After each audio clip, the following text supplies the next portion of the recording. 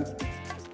Entonces vamos a revisar un tema pues que es muy importante de las interacciones medicamentosas, iniciando pues con toda la relevancia que tienen el uso de medicamentos y como morbilidad en las instituciones de salud.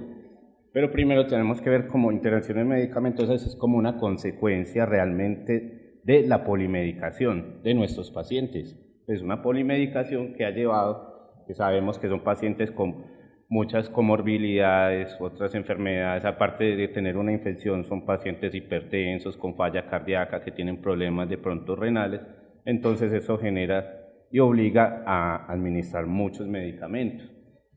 En un estudio español, más o menos de hace 3 años, se cree que pues hay un estimado de que pacientes con 2 medicamentos pueden tener hasta un 6% de probabilidades de tener eventos adversos medicamentosos.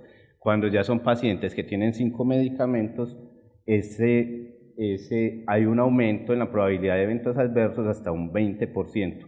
Y un dato escandaloso, que los pacientes con más de 8 medicamentos, si ustedes revisan como enfermeras, de pronto los CARDES, ¿cuántos pacientes tienen más de 8 medicamentos en el CARDES? Uno diría, muchos pacientes.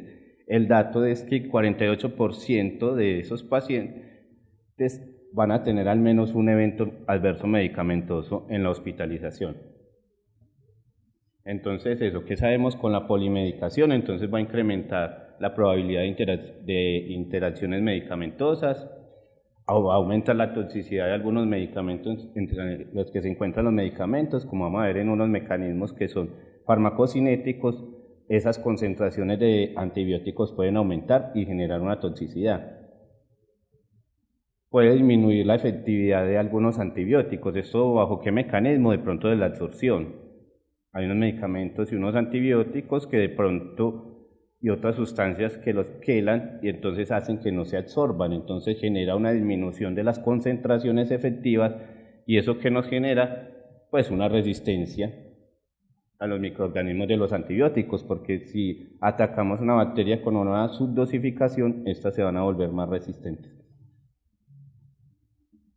Este estudio es muy bonito, se hizo en Johns Hopkins, en el hospital, en el año 2017, y donde nos da una alarmante noticia de que 1 de cada pacientes tratados intrahospitalariamente con antibióticos sufre eventos adversos. Y realmente es un grupo terapéutico tan utilizado, y sabemos que la prevalencia de infecciones es grande en hospitales, así sea como un hospital de un país de primer nivel. El uso de antibióticos genera todos estos problemas, que uno sabe pues que igual con la resistencia bacteriana y todo tenemos que utilizar un gran arsenal de antibióticos. El estudio retrospectivo reclutó 5.579, hizo la revisión de 5.579 historias de adultos en los servicios de medicina interna y el 27% de estos pacientes recibieron antimicrobianos. El 20% de estos pacientes desarrolló al menos un evento asociado a antibióticos y esto, que tiene que ver mucho con la prescripción, el 20% de los antibióticos no tenía indicación. Por eso es muy importante en los hospitales, se está haciendo mucho énfasis en los programas de antimicrobial steward pues como una forma de revisar si los antibióticos tienen indicaciones y si estos antibióticos tienen la indicación, si se utilizan de la manera adecuada, o sea, la dosificación, si es para la indicación correcta, como decía el jefe John Jairo ahora, que se den en la dosis y en el horario correcto. Eso es muy importante. ¿Y qué encontraron en los eventos adversos que provocaban estos antibióticos? Mire, el 41% en el tracto gastrointestinal. Esto se debe mucho al grupo terapéutico de las penicilinas y generalmente cuando son ingeridas por la vía oral, estos medicamentos dan mucho problema gastrointestinal como diarrea, intolerancia. Otro problema muy preocupante también que parece es que aumentan los microorganismos, aumenta la resistencia con un mal uso o el uso de antibióticos. Eso se puede considerar como un evento adverso, claro, la resistencia de la terapia antimicrobiana. 14% presentaron problemas renales, o sea, la nefritis intersticial, a veces puede llegar hasta falla renal. 9% también, y uno lo ve muy frecuente con ciertos grupos de medicamentos como las penicilinas, los beta-lactámicos, las leucopenias, las eosinofilias, o sea, la toxicidad medular, que también genera que se tengan que suspender muchas de estas terapias. 4% pues problemas del hígado y 4% con neurotoxicidad, que uno lo ve mucho en el cefepime, las neuropatías periféricas y con otros tipos de antibióticos. Entonces las interacciones medicamentosas tienen niveles de relevancia que van desde un nivel mínimo, o sea, como tener que hacer una monitorización, hasta una combinación que puede ser contraindicada, entonces que en ningún momento se puede utilizar. Con la revisión de esta relevancia de las interacciones, entonces nosotros vamos a tener unas intervenciones, que una puede ser no hacer nada, sino monitorizar. Otra puede ser monitorizar al paciente, pero en otra definitivamente no se puede utilizar la combinación. ¿Cuáles son los mecanismos de estas interacciones medicamentosas? Pues si ahora hay unos mecanismos farmacocinéticos, que es lo que decimos, lo que el organismo le hace al medicamento. Unas interacciones farmacodinámicas, que es lo que llamamos lo que el medicamento le hace al organismo. O sea, con las farmacocinéticas es las interferencias en los procesos de absorción, distribución y excreción del fármaco, que pueden hacer que el medicamento se acumule o que por el contrario se elimine más fácilmente, entonces generando una ineficacia terapéutica, o cuando se acumula pues la toxicidad. Y las farmacodinámicas es que hay cambios en las funciones fisiológicas del organismo, es como cuando decimos que dos medicamentos que producen como la inhibición de la recaptación de serotonina pueden dar un síndrome serotoninérgico. Entonces eso se llama una interacción de tipo farmacodinámico. Y las otras, que son las interacciones, pues que es los que revisamos mucho los farmacéuticos, también el personal de enfermería, que son las físico-químicas, que ya tienen que ver con las sustancias, con los medicamentos, con las compatibilidades, las incompatibilidades, en qué soluciones las debemos administrar, en cuáles no, y de la administración de pronto en y en las bolsas o en reservorios, que ahorita creo que les puede hablar un poquito un compañero pues al respecto. Es muy importante consultar esta información, de pronto es pues de mucho manejo farmacéutico, pero el personal de enfermería pues siempre se apoya mucho en el servicio farmacéutico para revisar la parte de las compatibilidades, de las administraciones correctas de medicamentos. Entonces el handbook de drogas inyectables es muy importante pues para esta consulta, que ya va pues en la edición 20.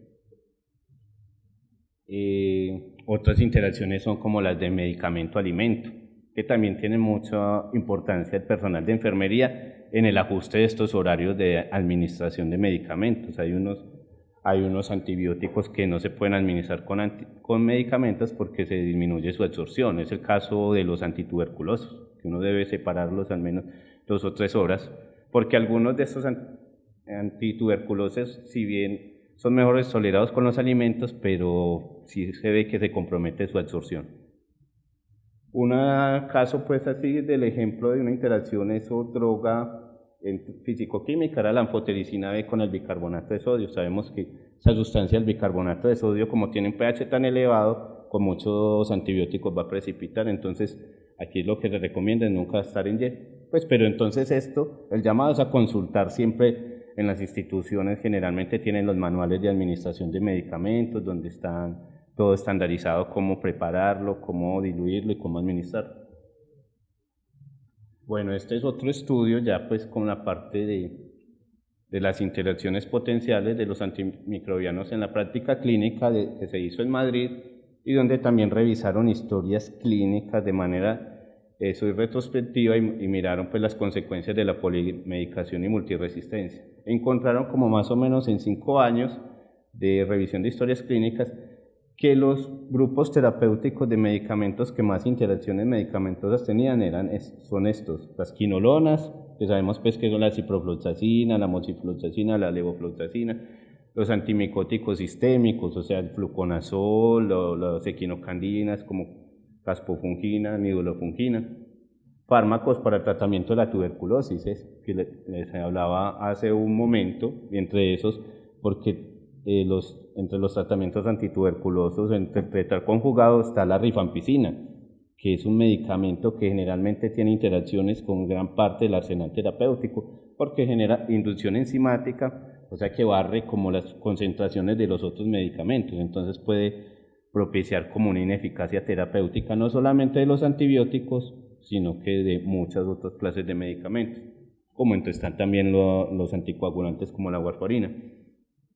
Otros los betalactámicos y las penicilinas, los macrólidos, como es el caso pues de la eritromicina y la claritromicina, que aparte de eso pues claritromicina es un dolor de cabeza, yo sé, muy grande para enfermería porque provoca mucha flebitis en los pacientes, entonces es un medicamento que siempre si lo van a administrar al paciente siempre va a haber quejas pues por parte de los pacientes. Antivirales de acción directa y también en el grupo terapéutico otros pues que es como inclasificado. Bueno, aquí vemos entonces la prevalencia de esas interacciones medicamentosas. Entonces aquí miramos que el grupo, por ejemplo, del levofloxacino, que es una quinolona, fue de los que más interacciones medicamentosas presentó con otras sustancias. Seguido aquí el fluconazol y otros tipos de azoles, boriconazol, y por acá estaba la piperacilina tazobactam, la micacina como aminoglicósido y el linezolid que ahorita vamos a ver. Entonces vamos a centrar en revisar estas tres interacciones así como más detalladamente. Sin antes, pero primero invitarlos a revisar de pronto, esto es de mucho pues como de farmacéutico, pero el personal de enfermería puede ser muy útil, unos chequeadores de interacciones medicamentosas que son gratuitos, que los podemos encontrar en internet, que es uno de estos drug.com, que es interacción de chequeador de interacciones. Entonces acá, qué pena, aquí tiene como un buscador, entonces podemos buscar aquí un medicamento y encontremos, warfarina, quiero saber warfarina si tiene interacción con la cefasolina, entonces primero warfarina le damos adicionar y después cefasolina adicionar y de una le damos aquí chequear interacciones. Entonces, ¿qué te va a salir? Por ejemplo, acá hicimos la búsqueda de claritro y atorvastatina. Yo sé que se ve muy pequeño, pero lo voy a tratar de resumir. Es que la combinación de claritromicina y estatinas puede dar más riesgo de rhabdomiólisis por acumulación de la atorvastatina, le inhibe el metabolismo, entonces puede dar miopatías y todo. Entonces ahí tenerlo presente. Otro buscador que también es muy utilizado es este de Medscape. Medscape también es gratuito y también tiene un buscador de interacciones, un chequeador y también nos da lo mismo. Y en esta encontramos una interacción entre trazodona y fluconazol, dos medicamentos que pueden ser arritmogénicos, entonces puede provocar una arritmia cardíaca en un paciente. Entonces hay que tener precaución con esa interacción. Las interacciones medicamentosas, como les dije al principio, tienen como unos niveles de severidad. Entonces decimos que cuando en estos chequeadores nos aparezca como una interacción mayor, quiere decir que ya se estableció el riesgo-beneficio entre esos dos medicamentos y definitivamente esa combinación no se debe utilizar. Entonces se debe suspender uno de esos dos medicamentos, no se puede utilizar la combinación. Cuando aparece moderado, dice que es clínicamente significativo, solamente se puede utilizar esa combinación en condiciones especiales, que ya tendrá pues que valorar los especialistas y los médicos en qué caso es mejor utilizarlo y dependiendo de que no haya ninguna otra alternativa terapéutica. Y la menor es que puede ser que sí se puede utilizar la combinación, pero hay que monitorizar. Monitorizar es, por ejemplo, decir, hay que mirar los niveles plasmáticos de un medicamento, que no se vaya a disminuir, por ejemplo, la anticoagulación de la warfarina, o de pronto hacer un electrocardiograma porque el medicamento en combinación es arritmogénico, por ejemplo, el caso del fluconazol. Entonces, ese tipo de combinación, aunque se puede utilizar, pero sí dice que se debe tener precauciones es con monitorizar. Y otros, pues, que son las desconocidas. Bueno, aquí para ser más específicos, entonces pues como unos ejemplos de interacciones medicamentosas pues así frecuentes y que por lo que vimos en el estudio de Madrid es de los que más se presentan, que son las que tienen que ver con la interacción, con la absorción gastrointestinal. ¿Por qué? Formación de complejos insolubles entre las fluoroquinolonas, o sea, la ciprofloxacina, la levofloxacina, la moxifloxacina, cuando las combinamos con medicamentos que son cationes o sustancias catiónicas polivalentes. ¿Cuáles son esas? Las sales que tienen, por ejemplo, el carbonato de calcio, el magnesio, los antiácidos, el zinc. Cuando administramos estos medicamentos puede generar como esto que se llama un quelato, ¿no? Esta es la estructura fundamental pues, de las fluoroquinolonas, que tiene aquí dos oxígenos que pueden donar electrones. Y los quelatos, pues las sustancias metálicas como el calcio, el magnesio o el zinc, tienen dos positivos, entonces es muy afín para que se pegue acá. Mire que entonces este ion se pegó al oxígeno y forma una sustancia insoluble que no se absorbe en el tracto gastrointestinal. Entonces los dos medicamentos van a ser ineficaces completamente. Entonces, ¿qué uno qué hace en esta interacción? ¿Será que podemos utilizar los dos medicamentos? ¿Tendrán que suspender alguno? No, resulta que puede haber que lo que se hace es sencillo. Como es a nivel de la administración y la absorción intestinal, cada medicamento tiene unos tiempos en que se absorbe. Entonces, es separar los dos medicamentos orales, administrar las quinolonas 2 horas antes o 6 horas después de administrar las sales pues, de estos cationes. Listo.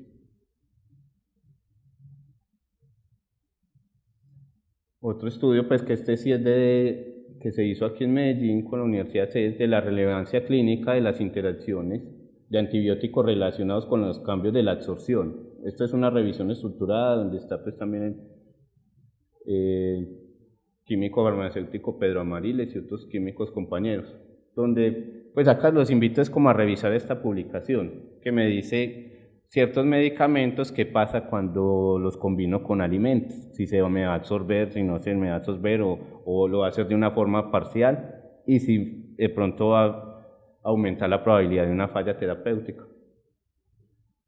Aquí habla mucho entonces de eso, de la rifampicina, las tetraciclinas. Las tetraciclinas es otro medicamento antibiótico que se ve afectado por esta misma interacción de la ciprofloxacina. Cuando hablamos de tetraciclina, quiero decir la minociclina y la doxiciclina. O sea, también le aplica lo mismo de recomendación de ciprofloxacina de separar de 2 horas a 6 horas con la administración.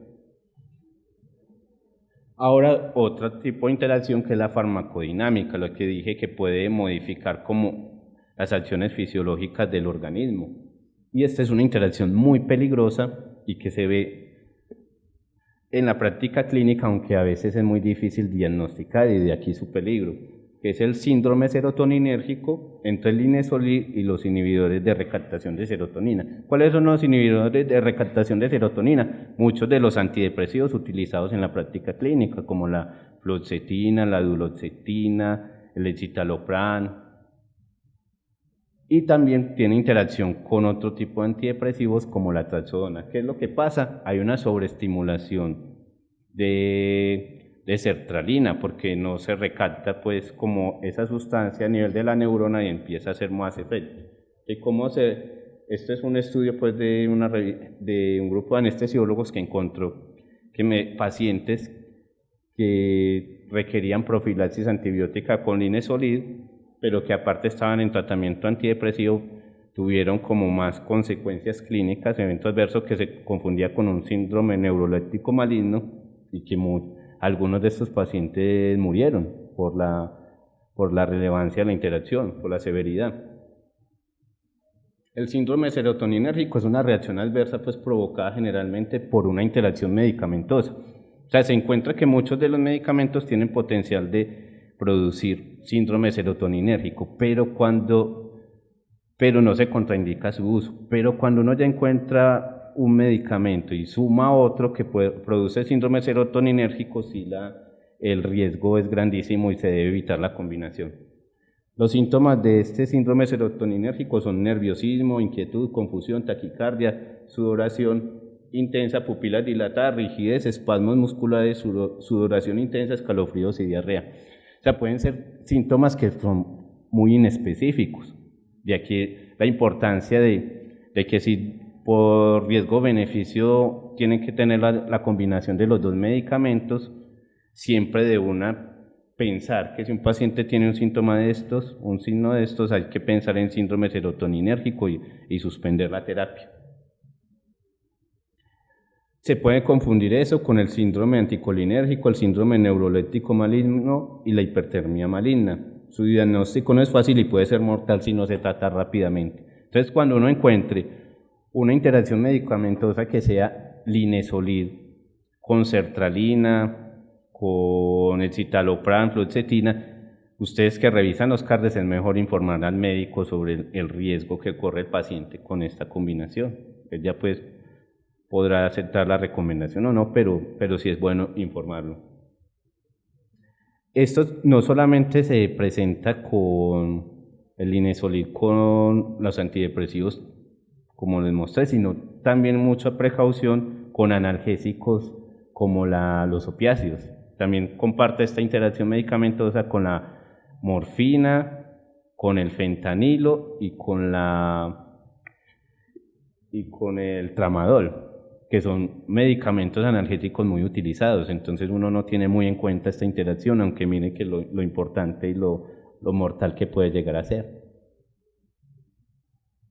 Eso acá está. Cuando uno hace el ejercicio de cruzar los dos medicamentos en el chequeador de interacciones, mire lo que encuentra uno en rojito, quiere decir que es peligroso, dice una interacción seria, use alternativas, o sea, no combine los dos medicamentos.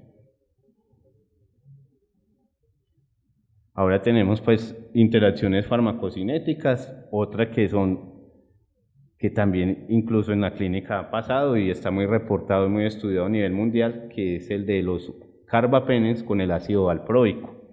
Estos dos medicamentos tampoco se deben combinar. ¿Qué pasa? Cuando los carbapenems como el meropenem, ertapenem, cilastatina y el imipenem, cilastatina se combinan con el ácido valproico, pacientes incluso pediátricos, adultos que vienen con cuadros epilépticos o tratamiento de las convulsiones, cuando uno inicia el carbapenem, rápidamente, en 1 o 2 días, las concentraciones plasmáticas de este medicamento disminuyen a niveles subterapéuticos, provocando pues riesgo de volver a tener convulsiones. Entonces esta combinación también es peligrosa y se considera que no se debe tener. Es dosis independiente, o sea, así utilice pequeñas cantidades de meropenem y pequeñas cantidades de ácido valproico, se va a dar la interacción y se van a disminuir la cantidad plasmática de este último. Este es un estudio de los taiwaneses y los asiáticos particularmente han hecho muchas revisiones de este tipo de interacciones. Incluso encontraron, por aquí dice, que en el 90% de los casos donde estaba la combinación, los niveles terapéuticos del ácido valproico disminuyeron a niveles pues de que no funcionaba. Y uno dice, ¿será que entonces hay que aumentar los niveles de la dosis de valproico? No, al aumentar la dosis de valproico igual seguía el meropenem seguía barriendo este medicamento del organismo. Entonces aquí lo que se recomienda es cambiar una de las dos terapias y prevenir como las convulsiones. Entonces generalmente se puede dar un coadyuvante para convulsiones como de tipo que no interactúe mucho, como que se me pasa en este momento cuál.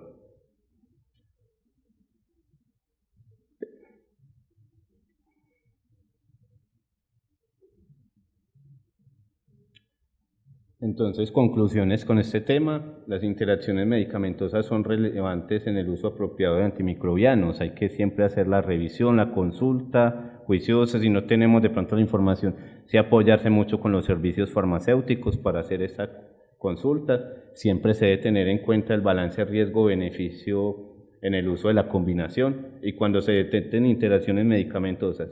Hay interacciones que potencialmente son muy peligrosas y se debe evitar la combinación, como de los casos que vimos. y existen chequeadores de interacciones medicamentosas que pueden ser muy útiles en la práctica clínica. Muchas gracias.